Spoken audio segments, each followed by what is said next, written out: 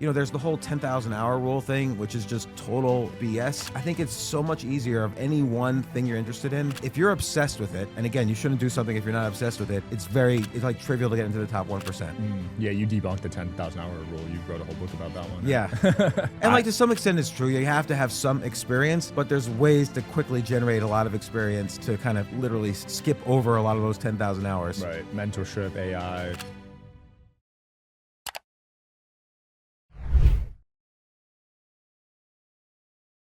Okay, guys, got James here, fellow podcaster with as many episodes as me, which is pretty rare. So thanks for coming, man. Well, thanks for having me. It's really a pleasure. Been watching your show, and I watch your show, and I see how different things are over the past 10 years. Like podcasts have evolved so much, and you kind of focus right in on controversial moments and opinions, and it's always very interesting watching your show. Yeah, I'm always finding new ways to grab attention. I feel like it's changing so fast that if you keep doing the same thing you used to, you won't be relevant anymore. Yeah, it's really true. Right? Because you started 10 years ago. It was way easier to get views back then, right? I admit it. It was easier because there were fewer podcasts. B, there were fewer people that other people were interested in. C, there were fewer topics. Like now, there's lots of topics. There's more subcultures keep dividing. It's like this mutant explosion of subcultures out there, and you could get like the peak of any one subculture, get tons of views from that subculture, and no one else knows who that is, but they learn through your podcast. Yeah. These days, where are you directing majority of your focus? Because you've worn a lot of hats. You've been a chess player, comedian, written many books, 20 books, podcasting. Yeah, so I always worry, like I've been like a jack of all trades, maybe master of none, but I've been always doing entrepreneurial stuff, always doing writing stuff. Comedy was a passion for a long time, and I had a stand-up comedy club, and I toured around. Chess, I'm not like I'm not like the greatest player in the world, but I love playing it. I travel all over playing and writing about it. So I don't know. I'm interested in a lot of things, but I'm always of the feeling that if I'm not going to be obsessed with something, it's not worth doing. Yeah, because life's short. Do you have one you're most proud about? Is it the chess? Because you're like top 0.01% in chess in the world. Yeah, but when you're top 0.1%, that's when you suck. So that's when I know how much better everybody else is than me. Yeah. So yeah, okay, there's 800 million people who play. So if you're in the top 1%, you're in the top 8 million. That means like maybe there's 8 million people better. Even in the top 1%, there's 800,000 people better. Right. So I suck compared to them. Interesting when you put it that way. I always tell people, and I don't mean to sound arrogant, but getting into the top 1% isn't that hard. No, I agree with you that, look, let's say you love something, find something unique about it, and you could say you're in the top 1% of, let's say, the intersection. Like, for instance, if I were to take the intersection of chess and poker, I would be in the top 0.001%. Or if I were to say, oh, take the intersection between entrepreneurs and people who've written best-selling books, I'm in the top 0.001%. Right. So to get into the 1%, you just have to, find the intersection of two things you love, put them together, you're the best. And even to get into the top 1%, there's the whole 10,000 hour rule thing, which is just total BS. I think it's so much easier of any one thing you're interested in. If you're obsessed with it, and again, you shouldn't do something if you're not obsessed with it, it's like trivial to get into the top 1%. Yeah, you debunked the 10,000 hour rule. You wrote a whole book about that one. Yeah. And like to some extent it's true. You have to have some experience, but there's ways to quickly generate a lot of experience to kind of literally, skip over a lot of those 10,000 hours. Right. Mentorship, AI. Yeah, mentorship, AI now. Like AI wasn't even a thing a few years ago. Now it's the only thing. Right. Like that's your mentor, really. Like you could just use AI and you could become an expert in anything. It's your mentor, it's your therapist, it's your health coach. It's a lot of things these days. While I was sitting outside in the lounge, my daughter was telling me the name of her ChatGPT. That's basically her friend and therapist now. It gives really good advice. I'm not going to lie. Even for personal stuff. I've tried it. What did you try it for? Just like mental health. I've tried it. Physical health is really good. Like you can import your blood results. I can import my dental scans, run it through AI. It determined like I had some cavities. It's really good. What's like a mental health thing? I don't know. Like I've had quite the mental health journey, so I'll just ask like personal questions about relationships, how I can improve as I'm getting married in 2 months. Oh wow! Stuff Congratulations. like that. I've been depressed, been lonely a majority of my life.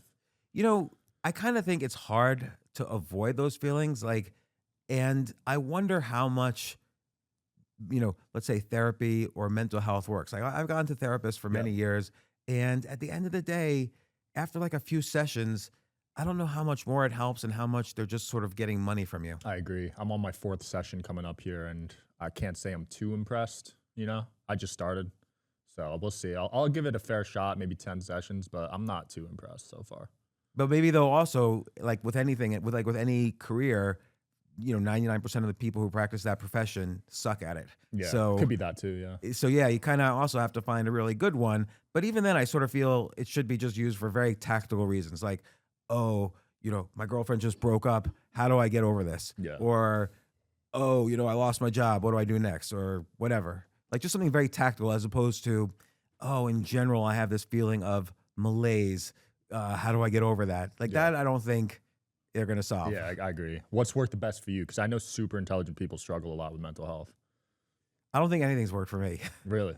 I mean, again, on tactical stuff, like let's say someone leaves me, or then it's sort of like very tactical. Like you have to, you're incapacitated for a second, so you have to block and tackle on just living life. Mm. So you have to basically get out of bed and eat and move forward. And sometimes that's hard at the lowest points. But really, the main thing that's worked for me at my deepest depressions is when I am doing something for myself. Mm. Like thinking will never get you out of thinking bad thoughts. You can't think your way into from bad thoughts to good thoughts. You have to do something, and then doing things will make you feel good. I agree. I don't think you can think your way out of depression. Yeah. I've always distracted myself with work. I don't know if that's the best way to handle it, but Yeah, but what if you don't have work? Because that could be a problem too. yeah, that'd be tough if I didn't have like a podcast or something to work on like all day, every day, you know? Like one time, this was the first time this happened to me. I went completely broke. I started off broke, it was great. It's great when you're broke and you're starting things and it's going well. Being broke then is great. Being broke after you make millions and then you lose it all, that is like suicidal. That's the worst. And so I was so depressed. And what really helped me, I couldn't do anything. Could barely get out of bed in the morning. What really helped me was somehow or other, I convinced myself to basically get a waiter's pad every morning and write 10 ideas a day. Mm. And the idea being is that most of the time, our idea muscle has atrophied.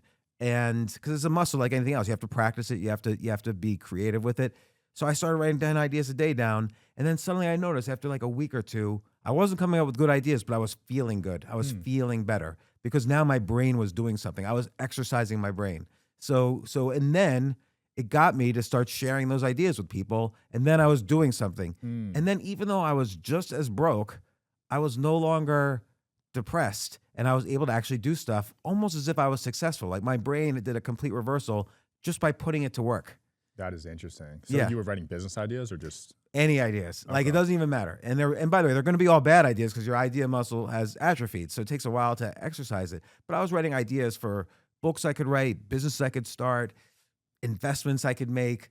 I had no money, but I was looking at investment strategies and I was pitching them to hedge funds. This was like in the early OOs, like, oh, maybe you should try this strategy. Maybe you should try this strategy. I don't know, ideas to things I could do with my kids who were babies then. Ideas of what I would do if I did go absolutely to zero. Like I was losing my house at the time. Of course, when you're on the way up, everyone's your friend. On the way down, no one's your friend. So I was also ideas of how to make more friends. I had 0 friends at that point. So just ideas about anything. Yeah, I struggled with friendships growing up too. I feel like as I've gotten older, the peaks and valleys have been really crazy for me. I don't know if you can relate to that, but Yeah, completely. Because if you're going for it, if you're trying for something unusual in life, you're going to have extreme peaks and valleys. Like let's say, okay, you're just doing the 9 to 5 job. And I'm not putting that down. Like that's a fine path for many people, but your peaks and valleys are going to be different. You're going to have like office politics and that's going to distress you. But if you're really like trying to succeed at something that if you're going for a frontier of some sort, like you want to be the best at something, you're going to fail like so much and it's going to be depressing. And it's going to be like, did I just waste 4 years, 3 years, 1 year at something I really loved and now it's not working?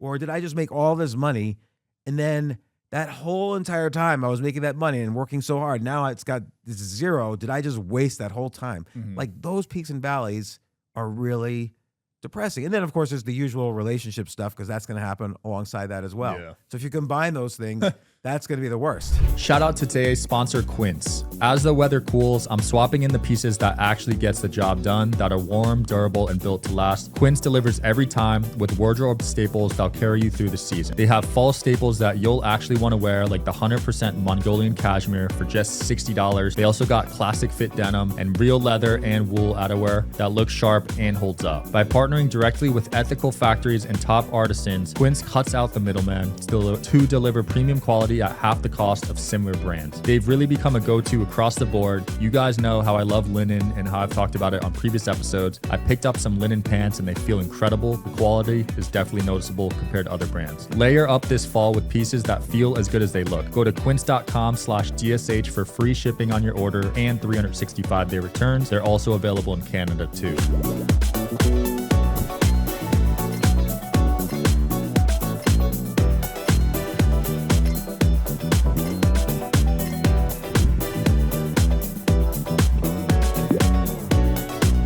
Entrepreneurship, I know it's glorified on social media, but it's a tough lifestyle, man. Even if you're at the top, like you go through some shit. There is not being an entrepreneur is not pleasant. Like, it's not like, oh my God, now I'm an entrepreneur. Now life is great. No, it just means your life is going to suck now really bad for a good period of time. And you're never going to stop working. It's 24 hours a day. And you're going to get rejected. People are going to laugh at you. People are going to hate you. By the way, if none of these things happens, it probably means you're not really doing a good job as an entrepreneur. It probably means your business is not going to work out if these things don't happen. Yep. But it's very unpleasant. And I think what it is, you have to get kind of relaxed with that unpleasantness or it'll just consume you. Yeah. These days I'm looking for ways to get some more fire under my belt because I don't want to get too comfortable. Yeah. So the question is, how do you push yourself to get uncomfortable? You don't always have to push yourself. Like, you're doing a really great thing. So you don't always have to push yourself, but it's going to happen naturally. Yeah. You're going to have an idea, oh, we should try this. And you're going to really think it works. And maybe it will, maybe it won't, but it'll be a risk. But you don't have to take risks every day. Just, when something occurs to you, you will. Yeah. Well, after making and losing all my money twice already at my age, I'm not as risky as I used to be, but I'd still take some risks. And look, being risk averse is both important and not important. Like, you have to know when to take the risks. Yeah. So like someone who's never an entrepreneur, they'll never take risks. But an entrepreneur, if you take too many risks, you'll just lose all the time. Right. So you have to know, it's like poker. You have to know when you're going to bet and take a risk that, okay, this is a calculated risk. This is a calculated bet that I'm taking. So you have to kind of get a feel for when it's calculated. And you're still going to be wrong some of the time. Like, I would say in the past 2 months, I've made and lost millions. And I've also, and maybe made again. And also I've had partners of 20 years backstab me. So these things always happen. Like, they never stop happening. And I have plenty of successful partners too that I love and are family to me. So it's a give and take. It's inevitable, right? To have some business failures, business partnership breakups. Yeah. And they happen all the time. Like, and also you have to get a sense that most things that seem like they're going to happen won't. So most deals that seem like they're going to go through won't go through. And you just have to be comfortable with that. Yeah. What have been the big losses recently? Was it like an investment or?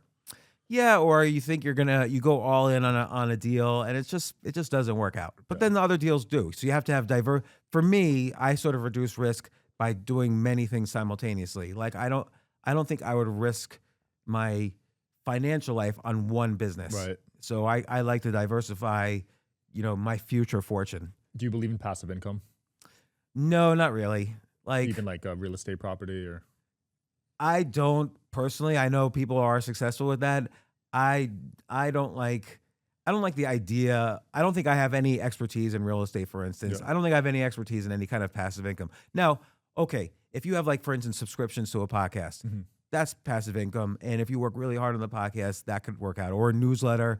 People always want information of some sort. And some of that information could be gated. So it's a subscription.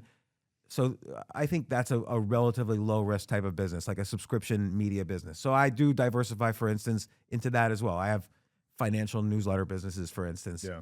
So a little bit of everything is good. How about staking crypto? Would you consider something like that kind of passive, like dividends on a stock, something like that? No, because it's too small. Too small. Yeah, like if you're going to create wealth, 3% a year, and no matter how much it compounds, is not even 10% a year is not going to compound what you need. Look at the people who got wealthy on Bitcoin. That's because it went from, $10 to $100,000. Like that's not just compounding. So yeah, staking's a good idea if you're for some types of businesses. If you're like a hedge fund or a mutual fund and you need to generate consistent returns, the Wall Street prizes consistency. So, and dividend yields or staking are good for consistency. But even like take Ethereum. Ethereum has, if you stake Ethereum, it's 3% yield. So people use more aggressive strategies. Like they'll stake their Ethereum, then they'll borrow cash against it to buy more Ethereum. Right. They'll stake that, and that's called a looping leverage strategy, where you can start to get like 15 to 20%. Yeah, but you could get wrecked if the price tanks, right? You're screwed. You get liquidated. Yeah, I see that. It's called a looping strategy because it unloops also. I love crypto though, to be honest. Like, me too. It's how I became a millionaire. I used to buy fake IDs with it in high school. Really? I wish I kept all that. Oh my god, I would have been set. In 2013, I released. So there was a book I was writing. It's actually my best-selling book ever. It was called Choose Yourself. I released a book before it was the official release. I made a Bitcoin-only store that only accepted Bitcoin, and I sold a PDF of this book for about 1/10 a Bitcoin at the time. So, and about 60, 70 people used this store and paid 1/10 of a Bitcoin for a PDF of this book. Holy crap. So it made about 6 Bitcoin when it was $60 a coin then. And you kept it all? Most of it. So I used a little bit to pay for the developer. Well done. Yeah. So you diamond handed it. That's what they call that. And Bitcoin, everybody was laughing. Like I would go on CNBC to talk about it. The anchor said, "Hey, did you just do this as a marketing stunt?" And I said, "Well, look, I'm on national TV, so it worked." Like you had to do, and who helped me come up with this idea was Ryan Holiday. Like back then, Ryan was a market, and he still is, but he was focused on, he was a marketing genius. So he came up with all these strategies, and that was one of them.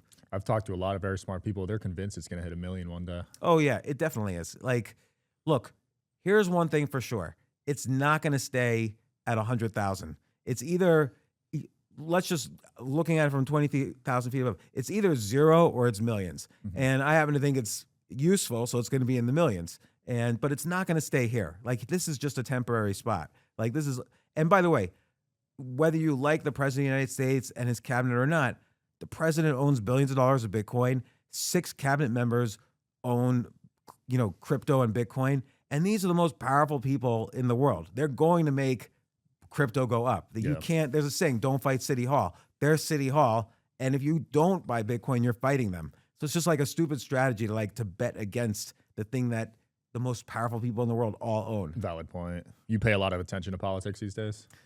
Not really, because it's so just stupid, everyone's opinion. Like what's like a good opinion? I just feel like it doesn't affect people as much as they think. I know No. that could be kind of hard for people to hear, but we're going to make money no matter what. We made money under Biden. We made money under Trump. Like, you know what I mean? When was the last time, and look, for some people, they will have a real answer to this, but like when was the last time you were personally affected by a policy made by the president of the United States? Nothing major. Like when the car depreciation went from like 100% to 80%, I lost like 10K, but it's like whatever, Yeah, and like, did tariffs affect you? Not really in the podcast space. Now I know with luxury cars and even watches, it's affected their businesses. Yeah, so some businesses, it affected temporarily. It doesn't affect them. They don't go out of business. Tiffany's is not going out of business. So it affects them a little bit, and then they figure it out.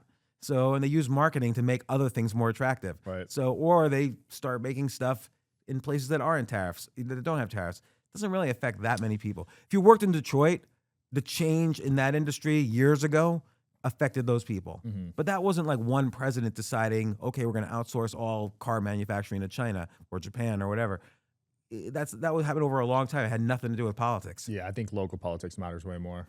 Yeah, and then, so I was talking to my daughters who live in New York City, and I'm like, who did you vote for mayor? Yeah. And they both told me, Mamdani? no, they said Zoran. And I'm like, you mean Mamdani? And they're like, who's that?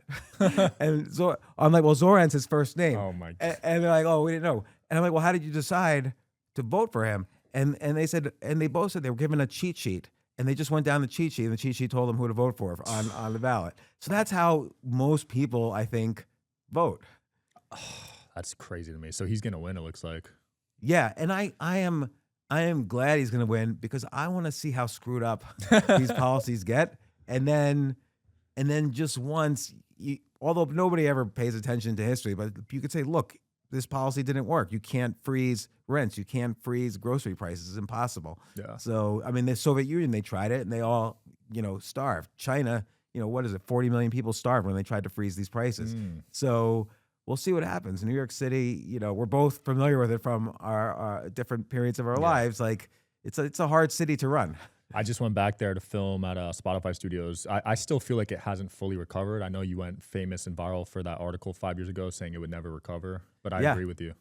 Yeah, it's really sad in that people, of course, look, I wanted New York City to be successful. I wanted to be successful. I was good friends with Eric Adams before he was mayor. I remember the first meeting when he decided to run for mayor. It was me and like 3 other people in the meeting. I haven't spoken to him actually. Maybe to his credit, he hasn't spoken to me since he's become mayor. But wow, he cut you off. I think so actually. Like I even wrote an article supporting him. I liked him. He was over my house for Thanksgiving.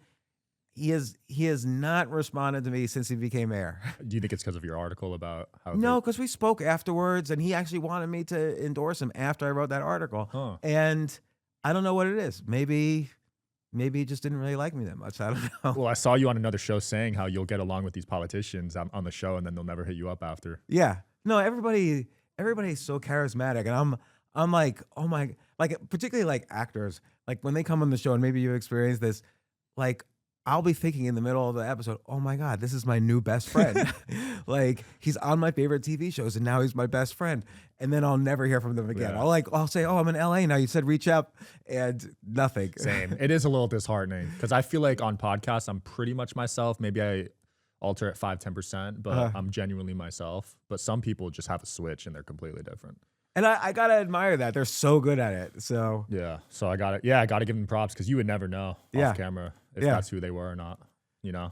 It's an interesting thing because when in an episode, like, look, you meet somebody for the first time and you kind of have to build rapport very quickly. I did what I will call kind of an example of a podcast back in the 90s. So I used to do this website. I did HBO.com's website, so HBO, the TV network. Yeah. And I pitched them on this idea, hey, just like you have, gritty original TV shows, let's do a gritty original web show for the website. They don't do this anymore, but they let me do whatever I wanted. So I did this web show called 3 a.m. about what happens in New York City at 3 a.m, like on a Tuesday night, a random night. And I had to get comfortable with just walking up to people at 3 a.m.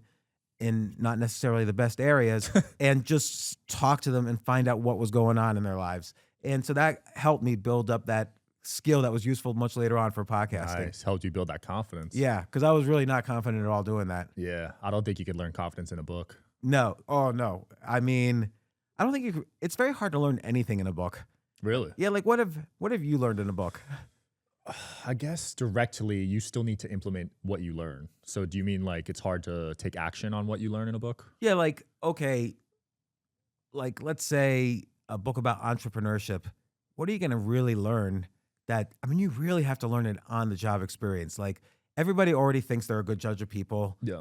Most people are. I know that for a fact now I am not a good judge of people. And I had to learn that from experience. Like no book would have taught me how to be a good judge of people. Fair point. So, yeah, I can see that angle. I think books should be like supplemental. Like you should learn through experience first and then supplement with books and podcasts. I don't think it should be the main thing because people read hundreds of books and they're not successful. Yeah, right. You could read books about sales. It's not going to tell you how to sell one thing, or even like you're not going to read a book about tennis and suddenly be a good tennis player. You have to like swing the racket a bunch of times. Yeah. So, or chess. Like we were talking about chess earlier. I study chess books all the time, but it's mostly now just for pleasure. Like, as opposed to like learning something really new that's going to help me win a game. Mm-hmm. Yeah, I've accepted that. I don't think I'll ever get past 1600.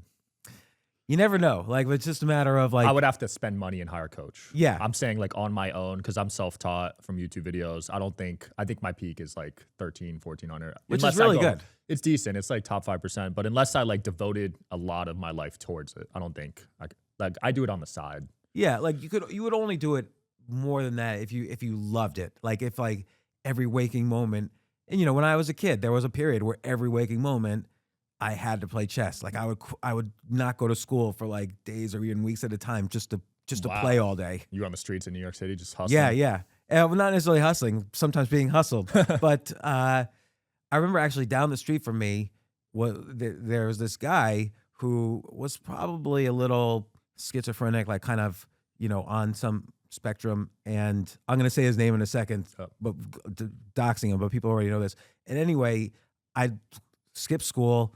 He had a PhD in math from Rutgers, but just was living at home with his parents because that's what was going on. And he would just play chess all day. So I would just go over to his house and play chess all day.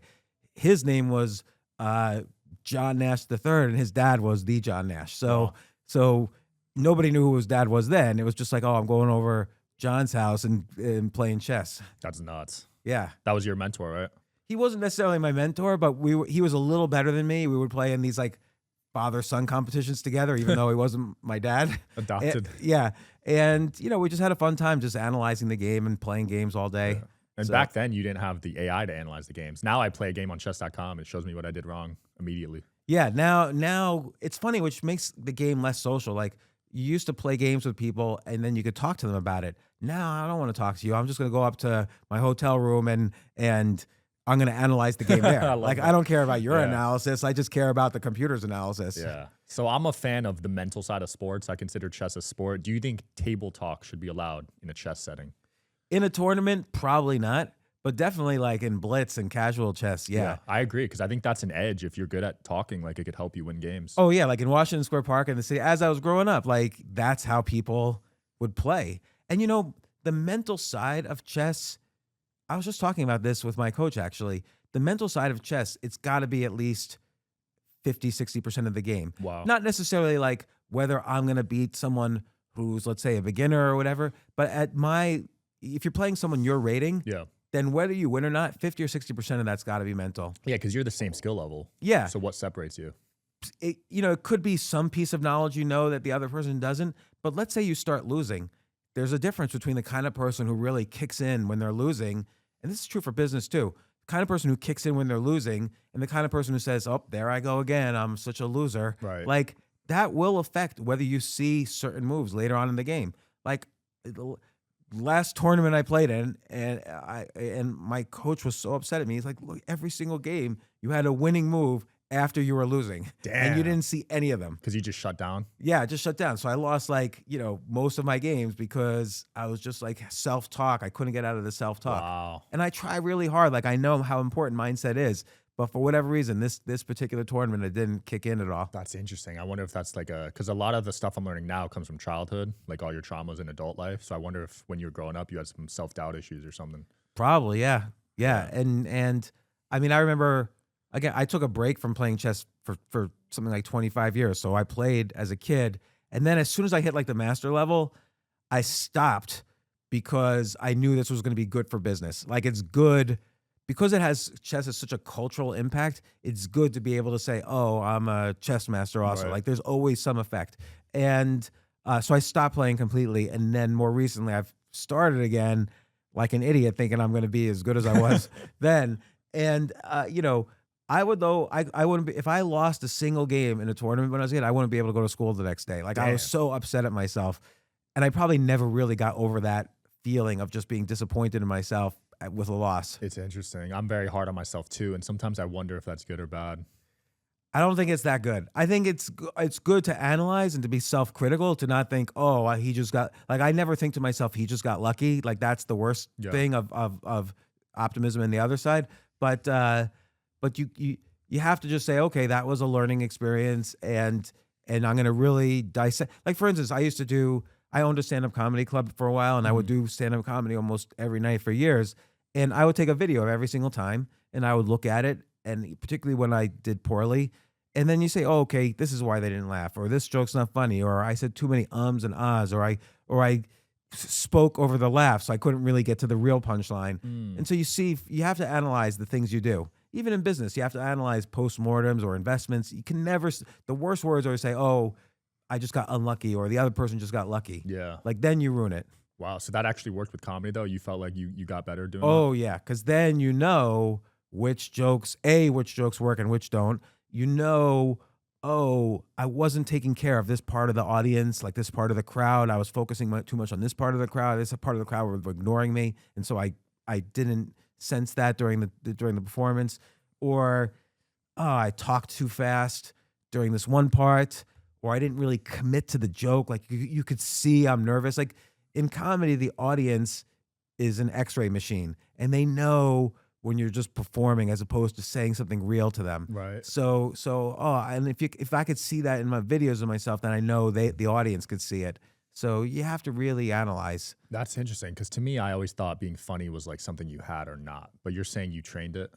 Oh yeah, because you have to. Okay, like being funny, maybe that is something that's either natural or not. But for comedy, there's so many other skills too. There's storytelling, there's how you move your voice, there's how you play with the crowd, there's how you use the mic, how you play with the stage. Like there's all these other what I call micro skills. Got it. Like it's like business too.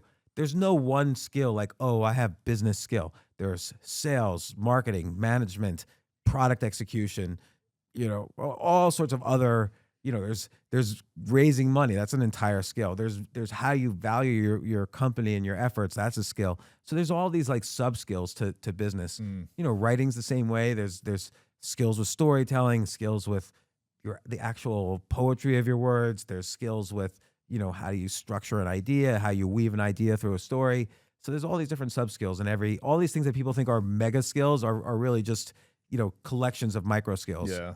And do you recommend when people are starting out to learn one skill at a time just to hone in on one? Yeah, absolutely. So I'll give you an example, which is kind of a frowned upon example. But one of my daughters was going to do an open mic just for fun. And so I said, here's what you should do. And no one else is going to give you this advice, is steal a bunch of jokes from your favorite comedian and then do those jokes. Because then you've isolated, the joke works. So that part you've isolated. And now you can see if your performance skills, what aspect of your performance skills need to be better. But if you just go up there and try to write your own jokes and you're the first time you're going up there, you won't know which part is bad. You don't know, oh, you need to be a better joke writer, or you need to be funnier, or was it just something you did in the performance? Yeah. So you won't be able to isolate the skill. That's definitely a hot take because I know comedians hate when you take their jokes. Yeah. Yeah, no, and I don't think any comedian would give that advice. But that's why, okay, let's say you're a public speaker. Do the same thing. Steal like jokes from your best comedian. And I'm not saying do this every time. I'm just saying as you're getting better, as you're developing the skill. You want to be funny, don't worry about the joke part. There's so many other parts that you need to work on also. Did you know public speaking is the #1 fear in the world? Yeah. Crazy, right? Yeah, I think Jerry Seinfeld has the joke where he says people are more afraid to be speaking at the funeral than to be the dead person at the funeral. Yeah, it's so weird to me. But I think it kind of makes sense because like being in public school, I hated it. So I think you're kind of low-key taught to hate it growing up. Yeah, and also I think it's an evolutionary thing. Like, if you're seen as weak in the tribe, they might kick you out of the tribe and then you're dead. Right. So, and public speaking, you're exposing yourself completely, and if you could be seen as weak. So it's just that's why it's this prime, almost like fear, like death. I think it's this evolutionary thing. Is that why you wanted to get in comedy to get over that fear? I just loved comedy, but yeah, I was so afraid. So actually, I was doing a podcast with Stephen Dubner, one of the authors of Freakonomics, and we challenged each other to rent out a hall in New York City and do stand-up for 5 minutes each. And we did it, and I was so scared I wasn't even going to show up. Like I was literally like, I couldn't handle it. But then I did it, and I thought to myself, oh my God, that was just the best thing ever. Wow. And so I got obsessed. And I would say for the next 5 or 6 years after that, that's all I did was stand-up comedy. Like all day I would like watch comedians just to learn. And then at night I would find different comedy clubs who would let me perform. And then until eventually I bought a comedy club, which is the worst investment ever.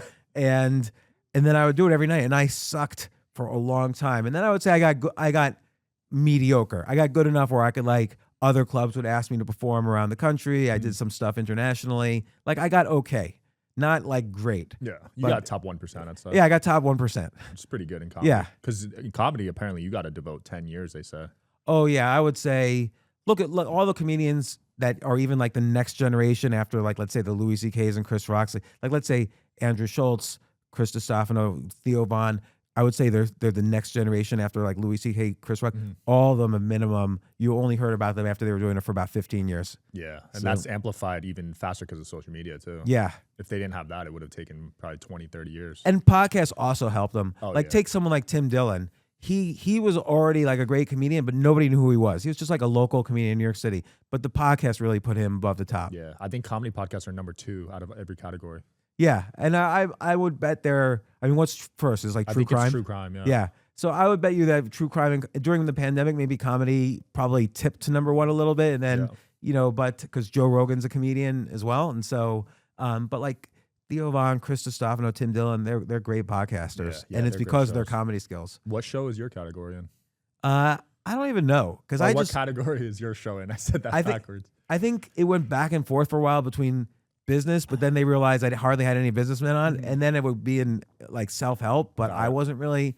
I wrote books that were categorized in the self-help category, and I kept trying to tell people I'm really more self-hurt, but it became self-help. So it goes back and forth between those categories. I've been in those too. I started with marketing, business, self-help. Now I'm in education. I have so many different guests. It's hard to nail. Yeah, same with me. It's more general. Yeah, it's more like who do I think is interesting. Yeah, that's exactly what I do. Premise of my show. Do you ever worry that makes you too general? I do. It is an issue because some people say to niche down, but I'm doing this for fun. Like it makes good money too, but like I don't care about sponsors or whatever. I've lost a ton of sponsors. I've lost guests having on controversial people, but it's part of the game. Yeah, and it's so funny. Like people, when you have controversial people on, like I think you and I both have had like on Andrew Tate, for instance. Yeah. Okay, who cares that I spoke to somebody for 45 minutes or an hour? If you don't want to listen to somebody, just don't listen to that episode. Facts. But don't judge me. Like, I'm not giving an opinion. Even if I gave an opinion, who cares? Like, I have some good opinions. People like some they don't. Like, everybody hates each other now. Yeah. No, it's very divisive. And the argument I hear is like, why are you platforming this person? Yeah. But I don't like that argument because half the time they have a bigger platform than me. So right. It doesn't even make sense to me. Right. Like, yeah, I'm really, delivering Andrew Tate's message to the world. Like, he should thank God for me because finally now the world hears who he is. Yeah. I don't like that. I'm big on free speech. Like, you decide how you feel, but why do you have the need to mass report my account? Like, I'm banned on TikTok right now. Oh, I didn't know that. Yeah. Lost it last month. Trying to get it back. But yeah, politics is people just report you if they don't agree with you. So yeah. And like, what was it? Do you know what was it that? It was the Israel stuff, Yeah. But the thing is, I have on both sides. But if one side only sees one certain clip, they'll just mass report it, get my account banned. I mean, and look, that's one of those issues too, where by the way, there's a million war situations happening around the world, but everyone is like fixed on that one war situation. And probably like people on every side have some degree of misinformation. So it's hard to really know what's truth. Yeah. The history is very complicated. If you say, oh, this started here, no, it really, someone else could say, no, it started 10 years earlier. Right. And then no one's ever going to agree. No one's going to change their mind. So what's the point of, I could see if somebody says, death to all of this group or death to all of this group, that's extreme. But, for everything else, it's just kind of, I don't want to say it's entertainment because that makes a mockery of it, but I don't know. It's just hard to really know. Well, political commentary has turned into entertainment at this point. There's no doubt. Like if you watch Piers Morgan and you watch some of these political commentary shows, it's just a screaming match. It's just like stirring up drama. Yeah, and again, who are they convincing? Like, what good are they doing in the world? Yeah. So I think politics many people focus on it, and it's not worth the time they're putting in. Like I sort of miss 2012 in the sense that Barack Obama and Mitt Romney, they were the same person, actually. Pretty much. Like they're like the issue was Obamacare, but Mitt Romney was the one who was the test. When he was governor of Massachusetts, he created Romneycare. It was the same thing. So they were not really different. Yeah. Nobody was going to stop any war that was going on. They were both in favor of all the wars that were happening, and so it was sort of like a pleasant time to focus on other things other than politics. I agree. I think when Trump ran the first time, he just brought a whole new set of eyeballs into the politics, right? And look, he was funny. It was just a little different. That's what won him the election. Yeah, exactly. And people like, oh, okay, this stands out. It's not just like every single other person saying the exact same thing. So it was funny. It was entertaining, and that's what it still is. Yeah. Are you still in Jersey? I know you were growing up in North Brunswick. Yeah, no, I lived my whole adult life in New York City. Most recently, though, I've been living a little outside of Atlanta, Georgia. Okay. Wanted Just some needed peace a and break. quiet, Yeah, some land, yeah, finally. yeah. Some land. I didn't want to smell things all day long. There's like studies on life expectancy. Have you seen these? No, For people that live in major cities, especially New York, it's like a few years lower than the average. that's really It's all interesting. the pollution and I guess I don't know if you believe in this, but like the Wi-Fi and the 5G towers and all that stuff. I would believe that the pollution, because it really does smell different in New York City. So Yeah. like I would believe that. And of course, I would also believe, I don't know how crime is related to, like, nobody gets murdered in my town. Oh, where I that's a am good now. point. Yeah. So some might be, some of those statistics might factor in like murders, although there really isn't that many murders, and there's more just like violent crimes more than murders. Yeah. But yeah, but you know what? Here's the thing about New York City though. It's very stressful. It's a hard place to live. Like you can't live in a nice apartment, for instance, unless you have a lot of money. It's just a fact. Yeah. It's like And- $10K a month, right? Yeah, like to get an acceptable apartment is like almost minimum that. Otherwise, you're gonna have roommates, or it's a little too small for you and your wife and 2 kids. And so, and I think also it's a very transactional city. Like everybody, because everybody's hungry there. It's if you do something everybody's doing something for everybody else, but it's in a very transactional way, which I didn't like. I think that's most cities these days, right? Because of That social could be. media too. Yeah. Yeah. My plan is to like, because obviously we need to be close to a major city for what we do with the podcast. So my plan is to like to have a getaway and just go back and forth when I. Oh, the funny thing is, Las Vegas is like a getaway. Like if you go outside of it, you've got the beautiful desert, like just Summerlin, minutes from Henderson, here. Yeah. It's pretty. I like Vegas a lot, honestly. It's hard to beat Vegas because you get good bang for your buck out here too. Yeah. Oh yeah. Even like staying in hotels and stuff is like 1/3 the price of New York City. Yeah, I do a staycation every 3 months. There's so many that's good a great hotels idea. out here, man. Which one are you at? I'm at the I think it's pronounced Vidara. Oh, Vidara. That's yeah. next to Aria. Yeah, I didn't want to stay at a casino, so I You just got a stayed. gambling addiction? Well, I used to play a lot of poker, and I just don't want to be I'm just not interested at all in being tempted by anything. Did you get wrecked? No, it was one of those things that I got obsessed with. Yeah. So I did the usual things. It was the only thing I could function at. Like I would do it all day long.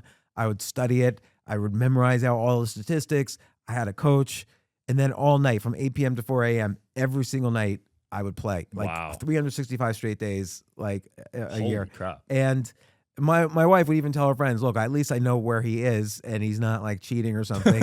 So she didn't mind. And I would say, again, it was one of those things where at first I was bad, and then I got probably pretty good. Again, good enough that I could handle myself in Atlantic City. Couldn't quite handle myself in Las Vegas, but I think Las Vegas had the best players in the world. We still do right now. Yeah. And you have to be very honest with where your skill set is. Probably if I kept working at it, it would have been good. And then what really got me wrecked is I decided to be an entrepreneur again, and then I got wrecked. Got it. So Poker's a very interesting game because you could be really good but still lose Yeah. money, like a lot of money. yeah. You got to pick the right games. You know what I mean? You can't let your ego get in the way. Yeah, like there's a great player, Gus Hansen, who went all the way to tens of millions, all the way back down to zero. I think he's like an accountant somewhere now. And that's common with a lot of the poker guys. I wonder and that's really the depressing part about losing money. It's better to not have a lot of money than to have it and then lose it, because it's hard to go back to where you were. Once you get a taste of it. Because Yeah. I grew up pretty like broke, honestly, like 0 to 20. Yeah. Just relying on my parents. And then I wasn't depressed. I mean, I was, but that was college. That was different. But then when I lost all my money, That's the worst. That was rough. Yeah, like when I first as an adult moved to New York City, then you're hungry, then you're curious, then you're finding out where all the opportunities are. And then as you're growing for the first time, it's like, oh my gosh, I could buy a vacation, I could buy a television set, like I could afford these things. And it feels so good. There's so much dopamine. And then you get clients, your universe expands, you realize, oh, I could actually be successful. And you believe in yourself at that point. And then the first time you lose everything, and happens to everybody, first time you lose everything, it's just the worst feeling in the world. You feel like you won the lottery and you're never going to be able to win the lottery again, and you don't know how you're going to get out of it. And now, at the very least, I've made money and gone broke so many times that even though it's still depressing, I tell myself, okay, I know I've been here before. I know I'm going to get out of this if You I can make it just back, stay yeah. positive. Because you got the skill set and the mindset. Yeah, I have to remind myself of it because it still feels depressing. Yeah. And I still have to tell myself I've got to do things. I've got to keep writing these 10 ideas a day, keep it healthy. You know, everything. Like now I'm in the Olympics because now if I don't do everything right, I'm going to just stay broke. And so that's what keeps me going. But I know I can do it again. Yeah. Like there's 3 skills to money. And they're completely different skills. There's making it, keeping it, growing it. So for a long time, I realized I was good at making it, but I was horrible at keeping it and growing it. What do you think's the hardest out of the 3?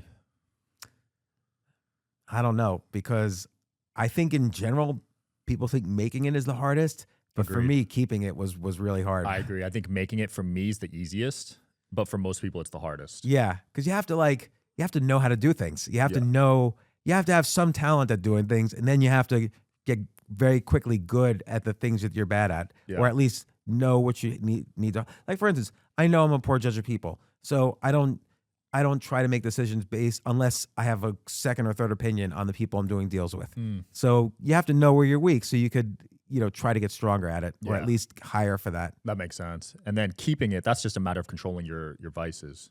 Yeah, and understanding risk too. Like Yeah. I would take enormous risks that I should not have with money that I had worked really hard to make. Right. So 'Cause now it's you can easy. make some risk. You have to, but I can't take too much risk. Yeah, that was my issue too. I invested all over the place in stuff I knew Yeah. nothing about. That's how I lost it. Right? People think it's like, oh, did you spend money on like drugs and hookers? No, it was really just trying to. I had 10 million. Trying to make 100 million is the mistake I Right. made. I've never been able to make that jump. Yeah, no, Yeah. I'm without saying too much, I have not been able to make that jump either. I also think the jumps don't hit the same, if that makes sense. Like 0 to 100K was crazy. I felt like a baller, like in Yeah. college making that money. 100K to a million felt really good. A million to 10 was all right. But like now I feel like money has kind of lost its, I don't know how to word it. Yeah, I mean now it's right, because that's why now, well, first off, when you have like a good number, it's easier to make and lose millions, and it's not going to affect you as personally. Although I try to have it affect me so that I still feel that hunger. Right. Like, and I always remind myself of, other people who I'm responsible for and other obligations I have. And usually you're not in a world by yourself. Like, let's say you make a lot of money on a business. There's employees, there's investors, there's customers, and you're doing something for all of them. They all depend on you. So Yeah. I try to always make the stakes very high. I like that. Yeah. When I used to like, I guess make money, it impacted my lifestyle a lot. Like when I was first buying a house and doing all that stuff. But now when I make more money, there's not much I can buy that's going to change my happiness and fulfillment. You know what I mean? When you first made a lot of money, how were your relationships? Really bad. Really? Terrible. Yeah. Because I was all in on making money. I was obsessed like you were. Yeah, and then did you lose a lot of relationships? Yeah, tons. Now I'm like rebuilding them, I'd say. Yeah, I feel like that's always a process for me, because Yeah. also along the way, different people, they react to you and they don't really know why they're reacting to you, but a little bit is obviously jealousy and a little bit might be their own personal frustrations, and also sometimes if you're always the hero for somebody and then suddenly you're distracted and you're not the hero for them anymore, that they could get very disappointed. Yeah. Yeah. I sacrificed a lot to get early success for relationships. My physical health was shit. My mental health was awful. I wouldn't recommend it, honestly, for most people. I barely made it through. I was Yeah. in the ER. Like it wasn't fun. Yeah, it's not fun. I had panic attacks all the time. But what is worth it that is also fun? Because let's just take even like, something trivial like stand-up comedy or playing a game, or I'm not going to say writing a book, but they're not. None of these things are fun. Like Yeah. getting great at something is not fun. Valid. There's pleasure in improvement, and there's my problem is I think I don't know how to enjoy things unless I'm improving. I kind of have to get better at enjoying things just for the sake of it. Same. Because I think if you're not improving, you're declining. So for me, I have to constantly be improving. Yeah, or else it kind of loses flair. But I'm told that's a big mistake in life. It gets to a point where you can't improve because you're so at the top that in order to improve, you would have to like go even more all in, Yeah, So diminishing returns, I think that's what they call it. yeah, and that's painful. Yeah, it is. I mean, think of these guys. We were talking earlier about the top 10 in tennis, and I know this for a fact. Like, let's say in the top, let's say 10 or 20 in the chess world, unless you're like the number one guy, which is Magnus Carlsen, the rest of them are all, I would say, mildly depressed. Yeah, because they don't make money. Yeah, and also they're so great. Like they're the best in history by far, and yet they're not the best. It is crazy, that comparison game that we all play, and social media plays a role in that too, I think. Yeah, like look, social media is so hierarchical that, and look, every day I'll do it. Like if 2 people follow me, okay, I'll follow the person back with more followers. Like it's just very hierarchical. Yeah. And so that's if you really, like, I remember in, like, let's say 2010, so I'm a bit older, when I was really first trying to get followers on social media, and I would say I'm not as obsessed with that now, but if there was a day where I didn't like increase followers, I would get a little depressed. So even though it's so not important. Yeah. But then later on, it's like not important to me now. So I'm glad it's lost meaning, to be honest. Followers only matter now for getting DMs, but they don't matter to get views. So yeah, because the algorithm now is better. Changed. Yeah, it's way better. I love it. I get more views from non-followers on my show. Yeah, and when you're looking on your feeds, do you ever look at the For You, or do you look at, or you don't look at the followed, you look at the For You? Yeah, only For You. Yeah, I don't want to see what people I'm following propose. What the hell? Yeah, exactly. Like I already know what they do. Yeah, and they're not superheroes. I'd rather look at the Gen Z superheroes on TikTok. No, they're just posting their highlights. Oh, you had an interesting take on Gen Z. So you think they're the most superior generation? By far. Like, I can't believe every day when I look at social media, like let's say Instagram, you see anything like a skateboarder, like skateboarding off of a mountain, doing a flip, and then potentially dying or landing exactly right. I mean, do these people die, or I don't think they're all fake. Like, I think some of these people are like amazingly skilled. Yeah, rarely, but yeah.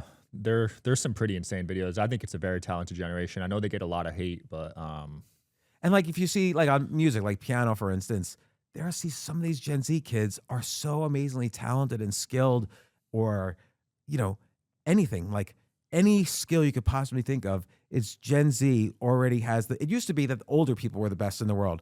Now the Gen Z, there's somebody who's Gen Z who's the best in the world at almost every skill imaginable. I would even say like math or physics, like something that you wouldn't expect. You need to be a little older. Gen Z is already the best in the world at it. Yeah, I think it's the access to information, because it's so easy to learn these days. And maybe they're better at learning too, like just learning quickly, because they're so used to it. Well, I know I am now with AI. I'm learning so fast these days. Yeah, if you're interested in anything with AI, and the great thing with AI is you don't have to be embarrassed about any questions that you ask. You could ask the stupidest questions in the world. Like, look, I've been talking about Bitcoin and doing crypto stuff since 2013. And the other day, I asked AI, hey, can you explain to me again what blockchain is? Like, you could ask just the dumbest question. You don't have to be afraid. Like, hey, weren't you supposed to know that already? Yeah, no judgment. No judgment. Yeah, that's a good point, man. Well, James, this has been super fun. I can't wait to do another episode with you one of these days. Where can people find your show and everything? James Altucher show, or listen to me here on Sean's great, excellent show. So anywhere you want to find me, you can find me. We'll have to play chess, but you can't start with a queen to make it fair. How about I'll do blindfold? Oh, that'd be fun. Let's do it. I've been practicing that lately. That's my training now. Okay. One game a day blindfold. Let's do it. All right, man. Check them out. See you next time. Peace. Thanks. I hope you guys are enjoying the show. Please don't forget to like and subscribe. It helps the show a lot with the algorithm. Thank you.